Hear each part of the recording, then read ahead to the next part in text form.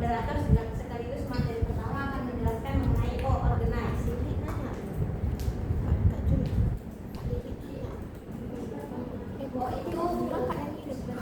itu organize, to be organized. Jadi organize itu artinya kan pengatur, menyusun, menata. Jadi prinsip ini diatur untuk mengoptimalkan pemahaman yang mendalam, bukan superficial. Jadi prinsip ini dalam desain kurikulum yang menekankan pada penyusunan materi pembelajaran secara sistematis dan terstruktur. Ya, jadi prinsip ini memungkinkan pembelajaran yang progresif dan mendalam. Pendekatan ini mencakup penggunaan strategi pembelajaran yang berpusat pada siswa, penilaian beragam untuk mengukur pemahaman secara komprehensif, integrasi pembelajaran interdisipliner, serta menyediakan sumber daya yang mendukung. Prinsip ini sejalan dengan understanding by design yang berfokus pada perancangan pembelajaran dengan tujuan akhir yang jelas dan memiliki pengalaman belajar yang mendukung pencapaiannya. Untuk selanjutnya, pertanyaan pertama akan dijawab oleh Nazia. Baik, di sini saya akan menjawab pertanyaan yang ada di LMS. Untuk pertanyaan yang pertama, di mana pertanyaannya itu pengalaman belajar apa yang paling baik sehingga dapat mengembangkan dan memperdalam pemahaman peserta didik. Nah, jadi pengalaman belajar yang paling efektif untuk mengembangkan dan memperdalam pemahaman peserta didik adalah dengan mengadopsi pendekatan yang berpusat pada siswa dan beragam metode pengajaran. Siswa perlu terlibat aktif dalam proses belajar melalui diskusi dan kegiatan praktis yang memungkinkan mereka mengaplikasikan pengetahuan dalam situasi nyata. Pembelajaran berbasis proyek dan masalah sangat bermanfaat karena mendorong siswa untuk melakukan riset mendalam dan berpikir kritis dalam memecahkan masalah. Penting juga untuk menyesuaikan metode pengajaran dengan kebutuhan dan gaya belajar siswa, memberikan mereka pilihan dalam tugas dan penilaian. Teknologi dapat menjadi alat yang kuat untuk mendukung pembelajaran dengan menyediakan sumber daya digital dan aplikasi pendidikan yang interaktif. Pembelajaran kolaboratif memperkuat keterampilan sosial dan komunikasi, sementara pembelajaran kontekstual membantu siswa melihat relevansi materi dan kehidupan dalam kehidupan nyata. Umpan balik yang konstruktif dan refleksi diri membantu siswa memahami kemajuan mereka dan area mana yang perlu untuk ditingkatkan.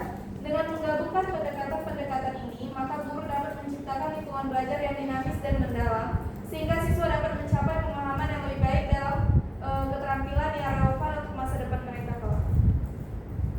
Selanjutnya saya kembalikan kepada moderator.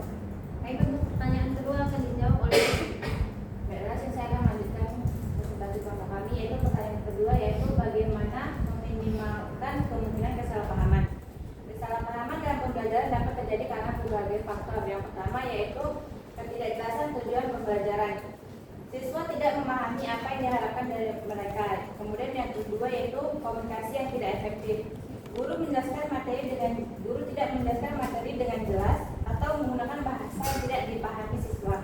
Yang ketiga yaitu ketidaksesuaian antara gaya belajar dan pengajaran. Guru menggunakan metode pengajaran yang tidak sesuai dengan cara belajar siswa. Kemudian yaitu yang keempat, kurangnya umpan balik yang tepat dan konstruktif. Siswa tidak mengetahui apa yang mereka lakukan dengan baik atau apa yang perlu mereka perbaiki. Dengan mendiagnosis faktor-faktor yang memicu kesalahpahaman dalam pembelajaran, kita bisa meminimalisir kesalahpahaman tersebut dengan pendekatan KRL.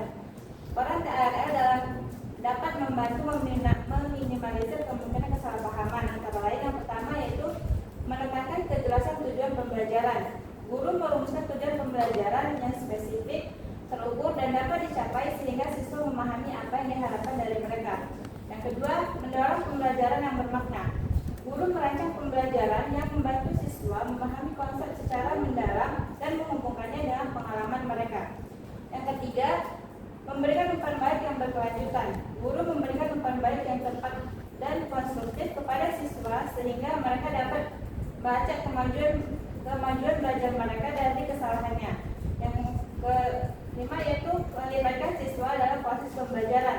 Siswa didorong untuk mengajukan pertanyaan, mencari jawaban, dan berbagi pengetahuan mereka dengan orang lain. Yang terakhir yaitu mendorong refleksi dan metakognisi.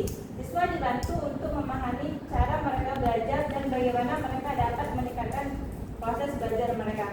Dengan menerapkan KRL, guru dapat meminimalisir kemungkinan kesalahpahaman dalam pembelajaran dan membantu peserta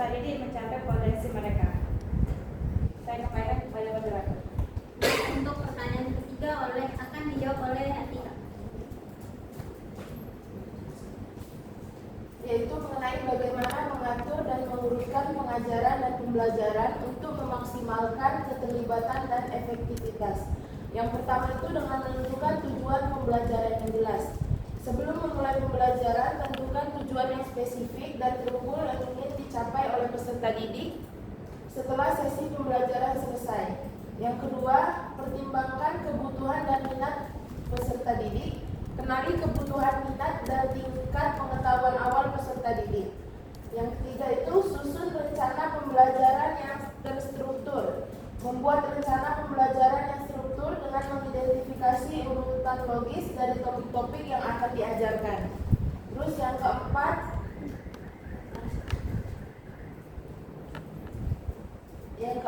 gunakan berbagai metode pembelajaran. Gabungkan berbagai metode pembelajaran seperti ceramah, diskusi kelompok, maupun studi kasus, simulasi, permainan peran, dan proyek-proyek. Penggunaan variasi pada metode ini dapat membuat kemungkinan peserta didik yang memiliki gaya belajar yang berbeda tetap terlibat. Yang kelima, aktifkan peserta didik secara langsung. Dorong keterlibatan aktif peserta didik melalui pertanyaan-pertanyaan terbuka seperti diskusi, tugas-tugas interaktif, dan tantangan-tantangan lainnya.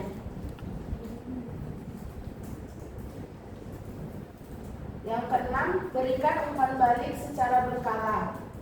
Berikan umpan balik formatif selama proses pembelajaran untuk membantu peserta didik memperbaiki pemahaman mereka dalam memperbaiki kinerja mereka. Yang ketujuh, evaluasi pembelajaran. Lakukan evaluasi secara berkala untuk memastikan bahwa peserta didik mencapai tujuan pembelajaran yang telah diberikan. Yang terakhir, refleksi dan penyesuaian. Setelah sesi pembelajaran selesai, refleksikan bagaimana sesi tersebut berjalan dan bagaimana keterlibatan serta pemahaman peserta didik. Guna refleksi ini untuk menyesuaikan rencana pembelajaran di masa depan agar lebih efektif. Selanjutnya saya kembalikan kepada moderator. Demikian presentasi dari kami. Jika ada teman-teman yang ingin bertanya, memberikan kritik atau saran, kami persilakan.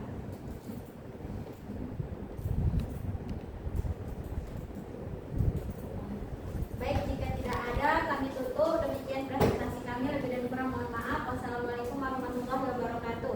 Waalaikumsalam warahmatullahi wabarakatuh. Oke, silakan duduk. Waktu kita sudah lebih sekitar 15 menit ya.